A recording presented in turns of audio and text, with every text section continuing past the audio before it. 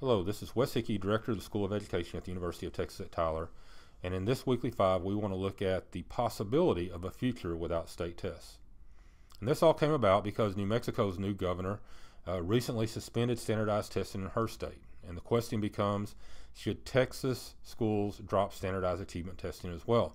And we're beginning to see a little bit of political movement in that direction, although most people feel like it is not going to get to the point of actually suspending it anytime soon, because our governor and lieutenant governor are very much in favor of it all. But we do see Brooks Landgraf, who filed legislation to eliminate the STAAR test, and we'll see that come up in this upcoming legislative session and see if it gets any kind of traction.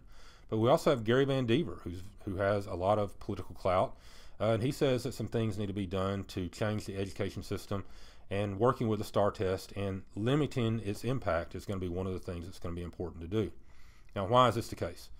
Well, the truth of the matter is that the STAAR test is of limited utility. Is that we kind of knew all along. This took place for as long as there have been schools. We know which students struggle academically and which students do well. And so we didn't need a test to do that. We could just talk to a teacher, look in the classroom, look at classroom grades.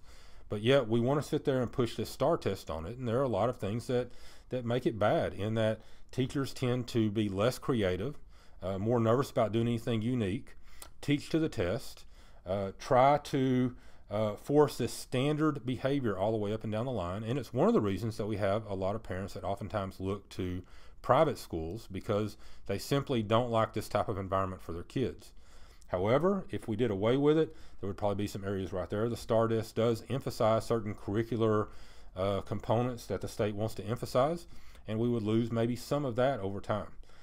I'm of the group that thinks it is clearly of limited utility, and that I don't know that we need to do away with all of it, but I think we can pare it down significantly and still have the same impact.